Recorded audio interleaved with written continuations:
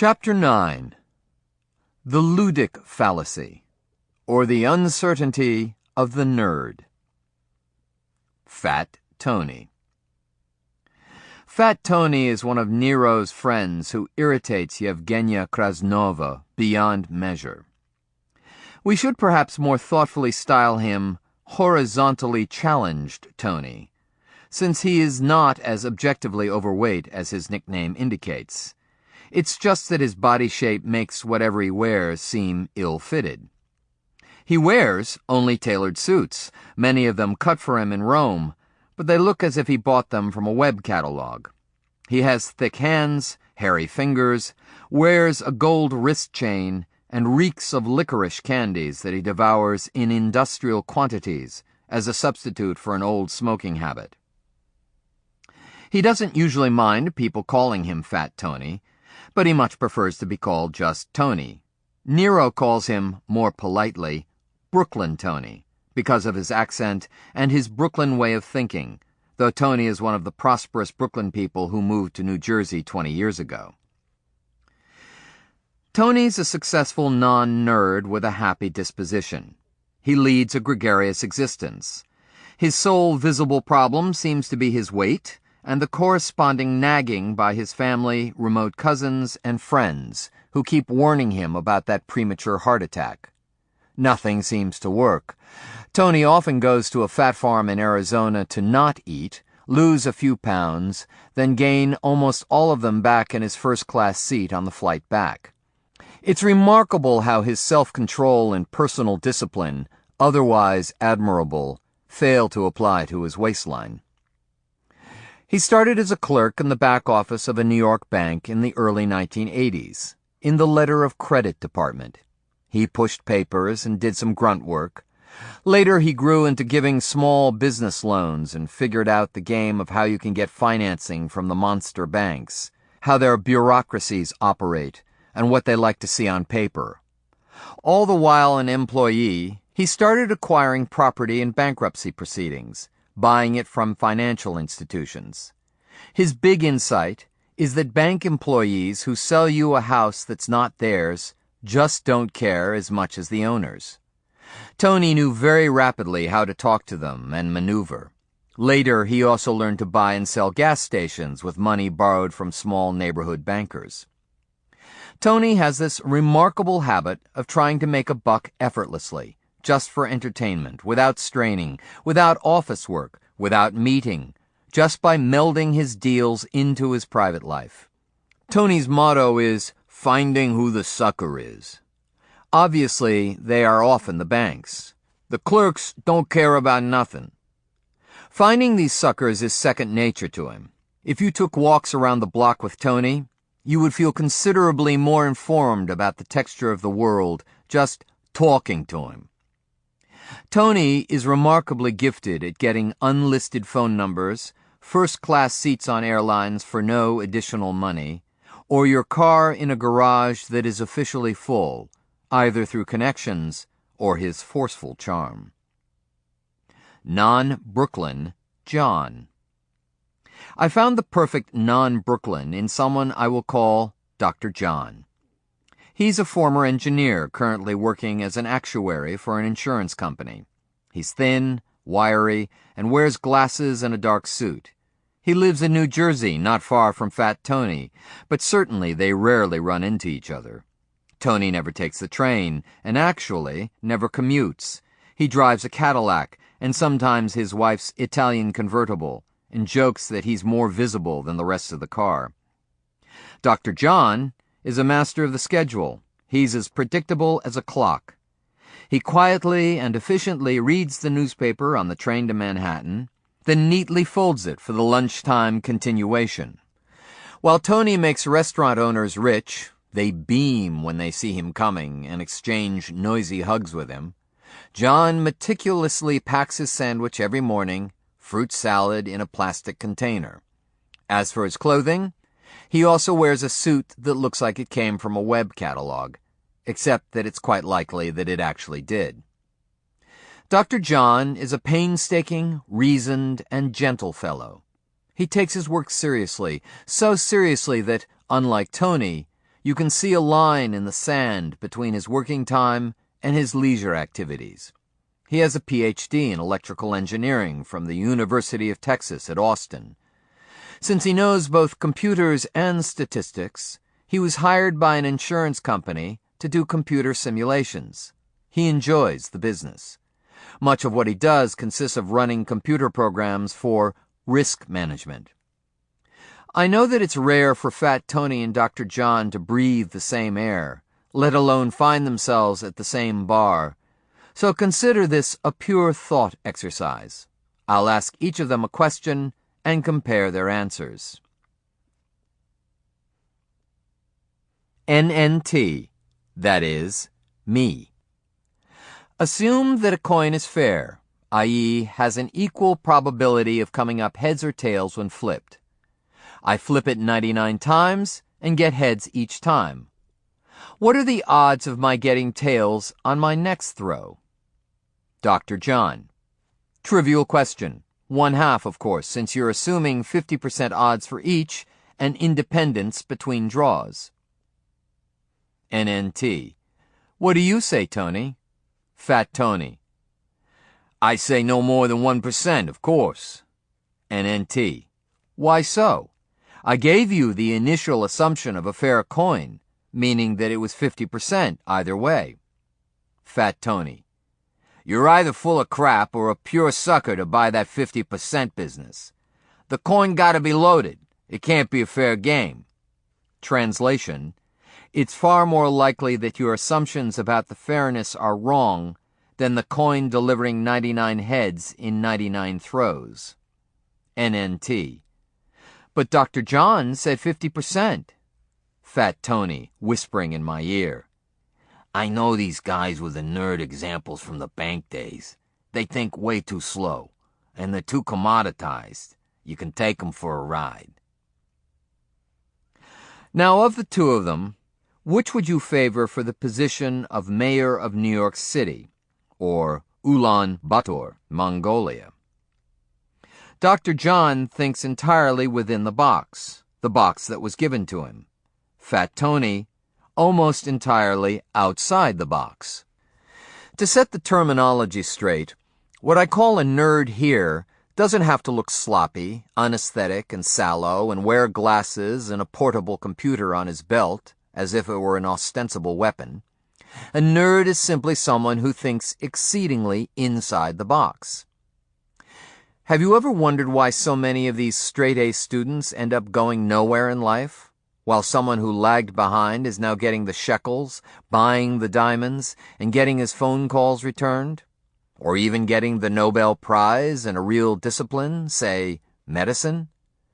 Some of this may have something to do with luck and outcomes, but there is this sterile and obscurantist quality that is often associated with classroom knowledge that may get in the way of understanding what's going on in real life. In an IQ test, as well as in any academic setting, including sports, Dr. John would vastly outperform Fat Tony. But Fat Tony would outperform Dr. John in any other possible ecological, real-life situation. In fact, Tony, in spite of his lack of culture, has an enormous curiosity about the texture of reality, and his own erudition, to me, is more scientific in the literal, though not in the social sense, than Dr. John.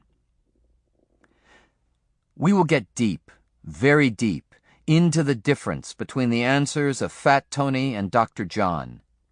This is probably the most vexing problem I know about the connections between two varieties of knowledge, what we dub Platonic and aplatonic. Simply, people like Dr. John can cause black swans outside Mediocristan. Their minds are closed. While the problem is very general, one of its nastiest illusions is what I call the ludic fallacy. The attributes of the uncertainty we face in real life have little connection to the sterilized ones we encounter in exams and games. So, I close part 1 with the following story. Lunch at Lake Como. One spring day a few years ago, I was surprised to receive an invitation from a think tank sponsored by the United States Defense Department to a brainstorming session on risk that was to take place in Las Vegas the following fall. The person who invited me announced on the phone, "We'll have lunch on a terrace overlooking Lake Como," which put me in a state of severe distress. Las Vegas, along with its sibling, the Emirate of Dubai, is perhaps one place I'd never wish to visit before I die. Lunch at fake Como would be torture. But I'm glad I went. The think tank had gathered a non-political collection of people they called doers and scholars, and practitioners like me who do not accept the distinction, involved in uncertainty in a variety of disciplines. And they symbolically picked a major casino as a venue. The symposium was a closed-doors, synod-style assembly of people who would never have mixed otherwise. My first surprise was to discover that the military people there thought, behaved, and acted like philosophers, far more so than the philosophers we'll see splitting hairs in their weekly colloquium in Part 3. They thought out of the box, like traders, except much better and without fear of introspection. An Assistant Secretary of Defense was among us, but had I not known his profession, I would have thought he was a practitioner of skeptical empiricism. Even an engineering investigator who had examined the cause of a space shuttle explosion was thoughtful and open-minded. I came out of the meeting realizing that only military people deal with randomness with genuine, introspective, intellectual honesty, unlike academics and corporate executives using other people's money. This doesn't show in war movies, where they're usually portrayed as war-hungry autocrats.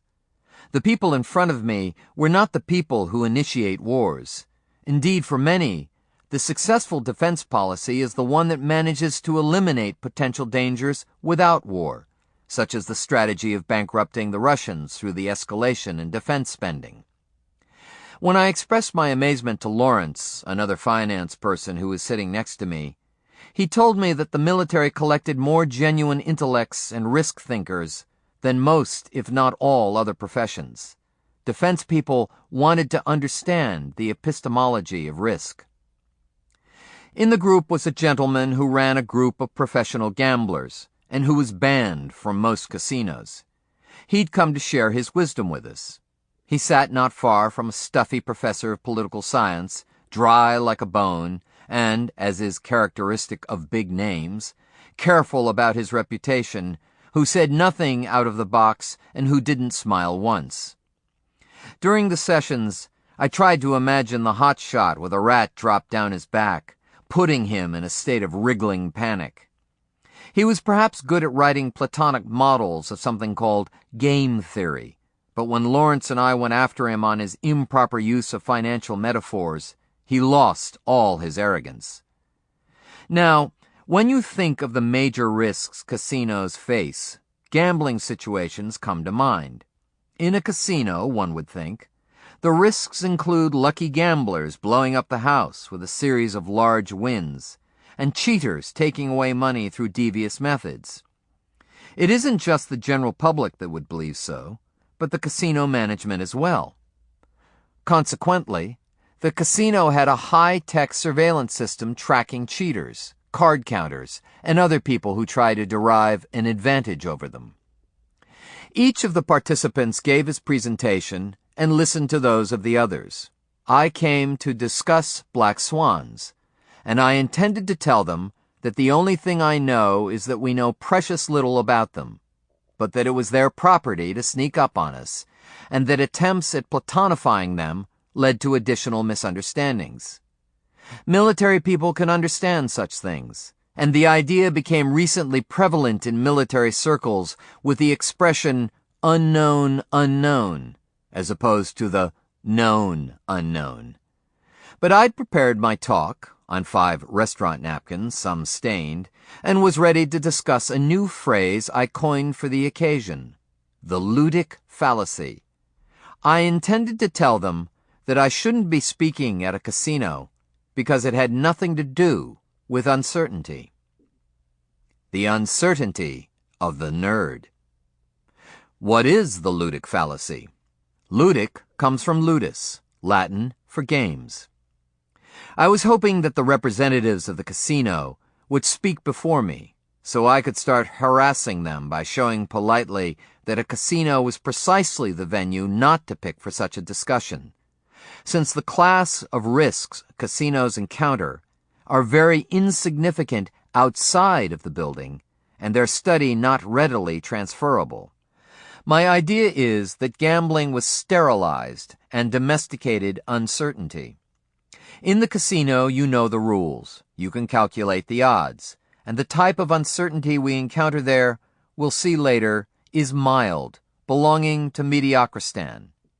My prepared statement was this: the casino is the only human venture I know where the probabilities are known, Gaussian, i.e., bell curve, and almost computable. You cannot expect the casino to pay out 1,000,000 times your bet, or to change the rules abruptly on you during the game. There are never days in which 36 black is designed to pop up 95% of the time. My colleague Mark Spitznagel found a Marshall version of the ludic fallacy. Organized competitive fighting trains the athlete to focus on the game and, in order not to dissipate his concentration, to ignore the possibility of what is not specifically allowed by the rules, such as kicks to the groin, a surprise knife, etc. So those who win the gold medal might be precisely those who will be most vulnerable in real life. Likewise, you see people with huge muscles in black t-shirts who can impress you in the artificial environment of the gym, but are unable to lift a stone. In real life, you don't know the odds. You need to discover them, and the sources of uncertainty aren't defined.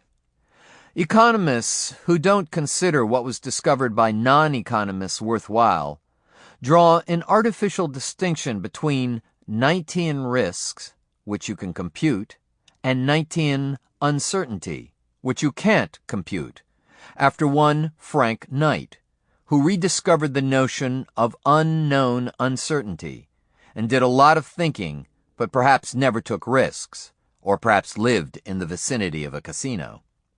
Had he taken economic or financial risks, he would have realized that these computable risks are largely absent from real life. They're laboratory contraptions. Yet we automatically, spontaneously associate chance with these platonified games. I find it infuriating to listen to people who, upon being informed that I specialize in problems of chance, immediately shower me with references to dice. 2 illustrators for a paperback edition of one of my books spontaneously and independently added a die to the cover and below every chapter, throwing me into a state of rage. The editor, familiar with my thinking, warned them to avoid the ludic fallacy, as if it were a well-known intellectual violation. Amusingly, they both reacted with an, sorry, we didn't know. Those who spend too much time with their noses glued to maps will tend to mistake the map for the territory. Go by a recent history of probability and probabilistic thinking. You'll be showered with names of alleged probability thinkers who all base their ideas on these sterilized constructs. I recently looked at what college students are taught under the subject of chance and came out horrified. They were brainwashed with this ludic fallacy and the outlandish bell curve. The same is true of people doing PhDs in the field of probability theory. I'm reminded of a recent book by a thoughtful mathematician, Amir Akzel, called Chance. Excellent book, perhaps, but like all other modern books, it's grounded in the ludic fallacy. Furthermore, assuming chance has anything to do with mathematics, what little mathematization we can do in the real world doesn't assume the mild randomness represented by the bell curve, but rather scalable, wild randomness. What can be mathematized is usually not Gaussian, but Mandelbrottian. Now go read any of the classical thinkers who had something practical to say about the subject of chance, such as Cicero, and you find something different. A notion of probability that remains fuzzy throughout, as it needs to be, since such fuzziness is the very nature of uncertainty. Probability is a liberal art. It's a child of skepticism, not a tool for people with calculators on their belts to satisfy their desire to produce fancy calculations and certainties. Before Western thinking drowned in its scientific mentality, what is arrogantly called the Enlightenment, people prompted their brain to think, not compute. In a beautiful treatise now vanished from our consciousness, Dissertation on the Search for Truth, published in 1673, the polemist Simon Fouché exposed our psychological predilection for certainties. He teaches us the art of doubting, how to position ourselves between doubting and believing. He writes, "One needs to exit doubt in order to produce science, but few people heed the importance of not exiting from it prematurely. It's a fact that one usually exits doubt without realizing it." He warns us further, "We are dogma-prone from our mother's wombs." By the confirmation error discussed earlier, we use the example of games, which probability theory was successful at tracking, and claim that this is a general case. Furthermore, just as we tend to underestimate the role of luck in life in general, we tend to overestimate it in games of chance. This building is inside the Platonic fold. Life stands outside of it, I wanted to shout. Gambling with the wrong dice. I was in for quite a surprise when I learned that the building, too, was outside the Platonic fold. The casino's risk management, aside from setting its gambling policies, was geared toward reducing the losses resulting from cheaters. One doesn't need heavy training in probability theory to understand that the casino was sufficiently diversified across the different tables to not have to worry about taking a hit from an extremely lucky gambler. The diversification argument that leads to the bell curve, as we will see in Chapter 15. All they had to do was control the whales, the high rollers flown in at the casino's expense from Manila or Hong Kong. Whales can swing several $1 million in a gambling bout. Absent cheating, the performance of most individual gamblers would be the equivalent of a drop in the bucket, making the aggregate very stable. I promise not to discuss any of the details of the casino's sophisticated surveillance system. All I'm allowed to say is that I felt transported into a James Bond movie. I wondered if the casino was an imitation of the movies, or if it was the other way around. Yet in spite of such sophistication, their risks had nothing to do with what can be anticipated knowing that their business is a casino. For it turned out the 4 largest losses incurred or narrowly avoided by the casino fell completely outside their sophisticated models. First, they lost around $100 million when an irreplaceable performer in their main show was maimed by a tiger. The show, Siegfried and Roy, had been a major Las Vegas attraction.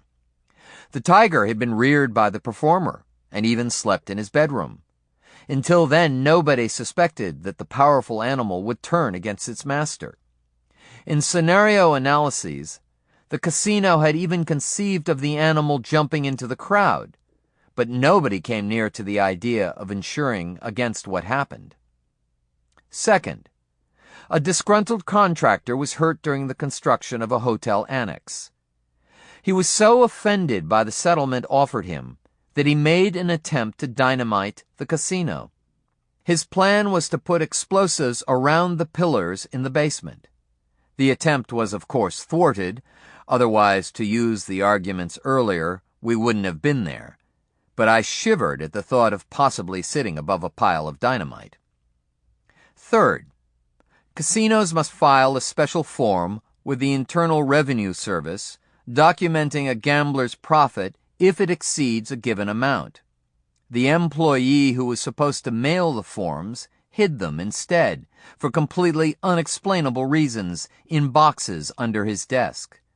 This went on for years without anyone noticing that something was wrong. The employees refraining from sending the documents was truly impossible to predict. Tax violations and negligence being serious offenses, the casino faced the near loss of a gambling license or the onerous financial costs of a suspension.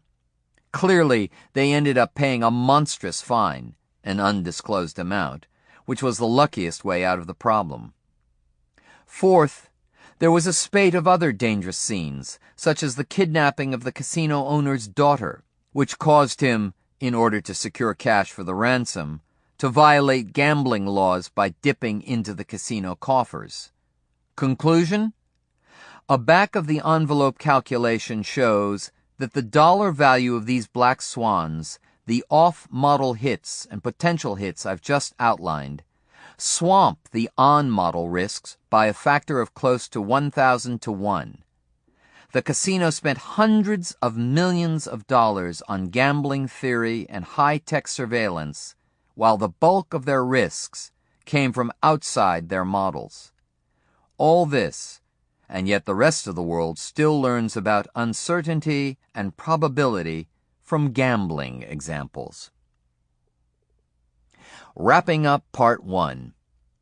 The cosmetic rises to the surface. All of the topics in Part 1 are actually only one. You can think about a subject for a long time, to the point of being possessed by it. Somehow you have a lot of ideas, but they don't seem explicitly connected. The logic linking them remains concealed from you. Yet you know deep down that all these are the same idea. Meanwhile, what Nietzsche calls Bildungsphilisters, or learned Philistines, blue-collars of the thinking business, tell you that you are spread out between fields. You reply that these disciplines are artificial and arbitrary, to no avail. What Nietzsche means by Bildungsphilisters are the dogma-prone newspaper readers and opera lovers who have cosmetic exposure to culture and shallow depth. I extend the term here to the Philistine hiding in academia, who lacks in erudition out of lack of curiosity and is closely centered on his ideas. So you tell these learned Philistines that you're a limousine driver, and they leave you alone. You feel better because you don't identify with them, and thus you no longer need to be amputated to fit into the Procrustean bed of the disciplines. Finally, a little push, and you see that it was all one single problem. One evening, I found myself at a cocktail party in Munich, at the apartment of a former art historian who had more art books in its library than I thought existed. I stood drinking excellent Riesling in the spontaneously formed English-speaking corner of the apartment in the hope of getting to a state where I would be able to start speaking my brand of fake German. One of the most insightful thinkers I know, the computer entrepreneur Yossi Vardi, prompted me to summarize my idea while standing on one leg. It was not too convenient to stand on one leg after a few glasses of perfumed Riesling, so I failed in my improvisation. The next day, I experienced staircase wit. I jumped out of bed with the following idea: the cosmetic and the platonic rise naturally to the surface. This is a simple extension of the problem of knowledge. It's simply that one side of Eco's library, the one we never see, has the property of being ignored. This is also the problem of silent evidence. It's why we don't see black swans. We worry about those that happened, not those that may happen but didn't. It is why we platonify, liking known schemas and well-organized knowledge to the point of blindness to reality. It is why we fall for the problem of induction, why we confirm. It's why those who study and fare well in school have a tendency to be suckers for the ludic fallacy. And it's why we have black swans and never learn from their occurrence, because the ones that didn't happen were too abstract. Thanks to Vardy, I now belong to the club of single-idea people.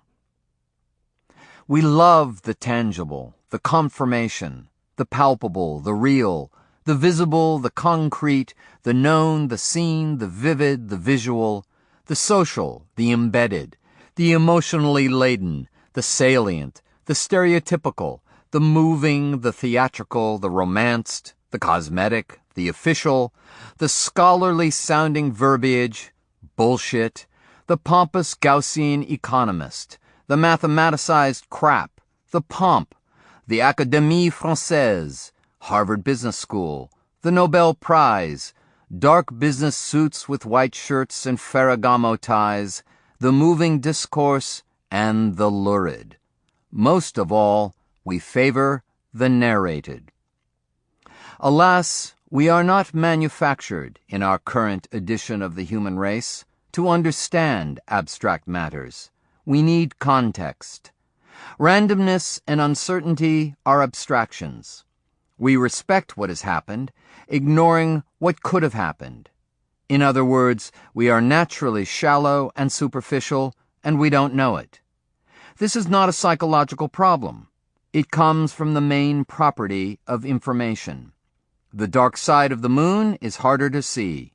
Beaming light on it costs energy. In the same way, beaming light on the unseen is costly in both computational and mental effort. Distance from primates. There have been in history many distinctions between higher and lower forms of humans.